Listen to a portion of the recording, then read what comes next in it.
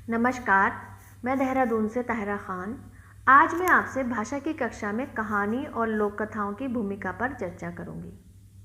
जैसा कि अक्सर हम कहते हैं कि शिक्षा का उद्देश्य बच्चे का सर्वांगीण विकास करना है, तो कहानियाँ इसमें से शारीरिक विकास को छोड़कर बौद्धिक और चारित्रिक विकास करने का सशक्त माध्यम है। यानी कि उसमें बोधगामी क्षमताएं जैसे विचार करना, विश्लेषण करना, तर्क करना, समेकन करना, किसी चीज़ को विस्तार देना और इसके साथ साथ नैतिक मूल्य, समता, न्याय, सहानुभूति, सौंदर्य बोध, प्रेम, मित्रता आदि को विकसित करने की अपार संभावनाएं कहानी में होती हैं। यदि इन क्षमताओं का बच्चे में हमें विकास करना है तो उसके लिए हमें बच्चे को नए नए और पर्याप्त अवसर देने होंगे। उन्हें अलग अलग अनुभवों से हमें गुजारना होगा। कहानियाँ ऐसे अवसर पैदा करने का माध्यम बन सकती हैं, क्योंकि कहानियाँ बच्चों को बहुत पसंद होती हैं और बच्चे कहानियों को बहुत रुचि से सुनते भी हैं। और जो बच्चे शुरुआती कक्षाओं में पढ़ना लिखना सीख गए होते हैं, वे कहानियों को पढ़ना सीखने के इनाम के रूप में देखने लगते हैं।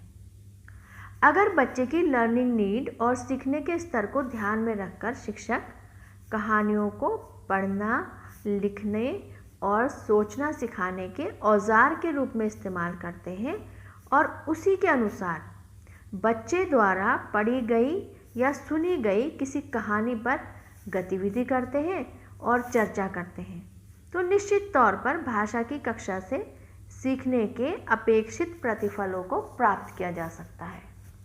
और साथ ही बच्चों को जब प्रारंभिक अवस्था से ही पाठ्यपुस्तक के साथ कई तरह का टेक्स्ट कक्षा में उपलब्ध हो जाता है, तो वे अच्छे पाठक भी बन जाते हैं और विभिन्न प्रकार की पाठ्य वस्तु पर उनकी समझ भी काफ़ी विकसित हो जाती है। कक्षा में लोक कथाओं की बात करें तो लोक कथाओं का कक्षा में अन्य कहानियों की तरह बहुत महत्वपूर्ण स्थान है, क्योंकि लोक कथाओं में परिवेश की घटनाएं और पात्र होते हैं जिससे बच्चे जुड़ाव महसूस करते हैं। इसमें परिवेश के परिचित शब्द होते हैं जिससे बच्चों को कथानक समझने में आसानी हो जाती है। लोक कथाओं में परिवेश की समस्याएं, संस्कृति, जीवन शैली, खान पान, रीति रिवाजों की महक होती है, इसलिए बच्चे बहुत आत्मीयता महसूस करते हैं और अपने अनुभवों से इनको जोड़ने का प्रयास करने लग जाते हैं। लेकिन कक्षा में लोक कथाओं के चयन में काफ़ी सावधानी भी रखनी पड़ती है और अच्छी तरह से इसकी जांच पड़ताल भी करनी पड़ती है, क्योंकि लोक कथाएँ लोकमानस का साहित्य होता है, ये किसी व्यक्ति विशेष की कृति नहीं होती। तो इसमें कई बार संभावनाएं होती हैं कि स्त्रियों, कामगारों या निचले तबकों या किसी जाति विशेष का चित्रण सही तरह से ना किया हो या कुछ सामंती मान्यताएं और परंपराओं की पैरवी की गई हो, तो ऐसी कहानियों को बच्चों को नहीं देना चाहिए। कई बार हमें कोई लोक कथा कहानी के तौर पर बहुत अच्छी लगती है, हम उसे बच्चे को देना भी चाहते हैं, पर उसके संवाद इन मान्यताओं के करीब होते हैं।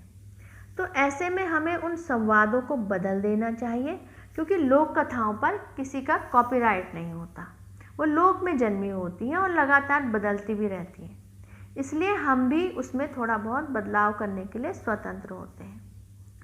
शुरुआती कक्षाओं के बच्चों के लिए लोक कथाओं के चयन में दूसरी बात जो ध्यान रखने वाली है वो ये है कि हमें ऐसी कहानी चुननी चाहिए जिसमें शब्दों और वाक्यांशों का दोहराव हो, जिससे बच्चों को कहानियाँ समझ में आ जाए। अपनी कक्षा में लोक कथाओं पर कार्य करते हुए मैंने पाया कि बच्चे लोक कथाओं पर बहुत रुचि लेते हैं। मैंने कई लोक कथाओं का प्रयोग किया, जिनमें से 2 लोक कथाओं को मैं उदाहरण के तौर पर ले रही हूँ। ये दोनों लोक कथाएं बच्चों को बहुत ज़्यादा पसंद आई थी। पहली लोक कथा है उत्तराखंड से भिकुड़ी ने अपने अंडे कैसे बचाए, और दूसरी है पंजाब की लोक कथा काका और मुन्नी, जो प्रथम ऑर्गेनाइजेशन द्वारा भी प्रकाशित है। काका और मुन्नी में काका एक कौवा होता है और मुन्नी एक गौरैया होती है, जिसने अभी अभी 3 अंडे दिए होते हैं। काका मुन्नी के पास आता है और उसे हटने को कहता है, पर मुन्नी उसका विरोध नहीं करती और उससे कहती है कि तुम मेरे अंडे खा लेना, पर पहले अपनी चोंच साफ कर लो, क्योंकि वो बहुत गंदी है, इस पर मिट्टी लगी हुई है। जब काका ये सुनता है तो बहुत दुखी हो जाता है, क्योंकि वो अपने चमकीले पंखों और अपनी काया पर बहुत गर्व करता है। वो सीधा नदी के पास जाता है और उसकी धारा से कहता है, मैं चोंच धोने आया हूँ ताकि मैं मुन्नी के अंडों को खा सकूँ। इस बीच उनके बीच बहुत सुंदर संवाद भी चलते हैं, पर धारा उससे कहती है कि तुम मेरा पानी गंदा मत करो, जाओ और कुम्हार से कटोरा ले आओ और उसमें पानी लेकर अपनी चोंच को धो डालो। तो काका उसकी बात सुनता है और सीधा जाता है कुम्हार के पास। कुम्हार भी उससे कुछ वार्ता करता है, कुछ अच्छे संवाद चलते हैं। उसके बाद वो कुम्हार उसे खेत के पास भेज देता है। खेत से हिरन और हिरन से शिकारी कुत्ते और फिर शिकारी कुत्ते से भैंस और भैंस के बाद वो अंत में पहुंच जाता है लोहार के पास।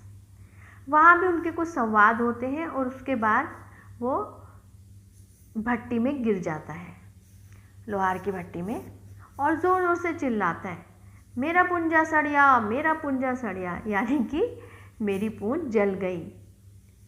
और वो बहुत हीन भावना से ग्रस्त हो जाता है अपने शरीर को देख के, और फिर वापस से उस जंगल में कभी नहीं जाता और दूसरे जंगल की तरफ उड़ जाता है और मुन्नी के अंडे खाने से बच जाते हैं।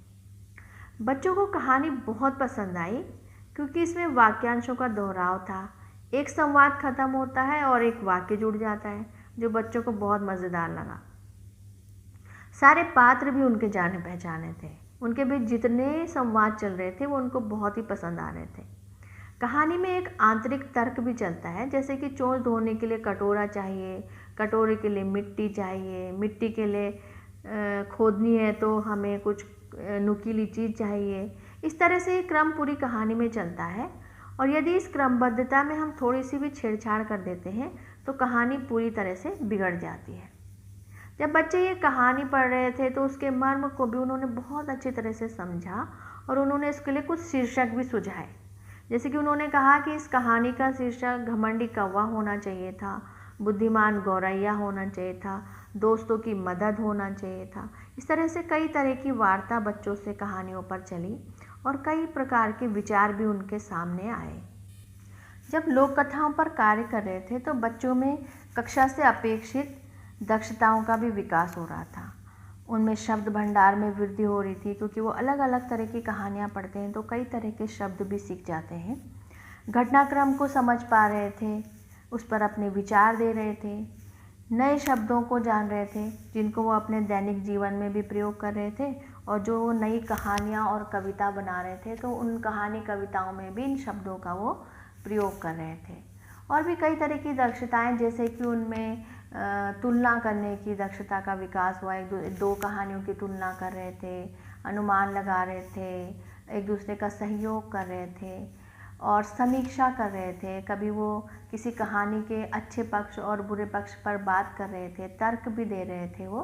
तो जब हम लोक कथाओं पे बात करते हैं तो बच्चों में कई तरह की दक्षताओं का भी विकास होते हुए मैंने अपनी कक्ष में देखा है। और इसी चर्चा को विस्तार रूप में मैंने एक लेख में लिखा है जिसका टॉपिक है कक्ष को जीवंत बनाने में कैसे कहानियों का इस्तेमाल करें। तो ये लेख मेरा एजुकेशन मिरर की वेबसाइट पर उपलब्ध है, आप लोग वहाँ पर इसे पढ़ सकते हैं। और अंत में मैं आप सभी का धन्यवाद करूँगी और थैंक यू सो मच।